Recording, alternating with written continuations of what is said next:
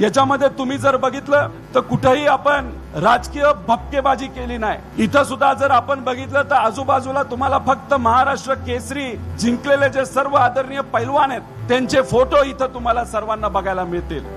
तसंच आपण जर बघितलं तर इथं असणारा प्रत्येक पैलवान ह्याला योग्य पद्धतीचा न्याय हा टेक्नॉलॉजीचा वापर करून आपल्याला कशा पद्धतीने देता येईल याचा प्रयत्न त्या ठिकाणी झालाय। जेव्हा ही कुस्ती घेण्याचा विचार आपण केला, अनेक लोकांनी सांगितलं आपण गाड्या देऊ, बक्षिसं मोठी मोठी देऊ। पंकज भाऊ इथं आहेत, अनिल शेठ आहेत, आम्ही सर्वजण बोललो, परिषदेची बोललो, पण इथं जर तुम्ही बघितलं तर बालवडकर भाऊंनी प्रेमाने अचानक ही गाडी इथं आणली। पण इथे असणारा प्रत्येक पैलवान हा पैशासाठी खेळलेला नाही, फक्त मातीवर आणि कुस्तीवर प्रेम असलं म्हणून ते खेळलेले, आणि ह्या परिषदेच्या माध्यमातून हे इथं आपण सर्वांनी मिळून दाखवून दिलेलं आहे।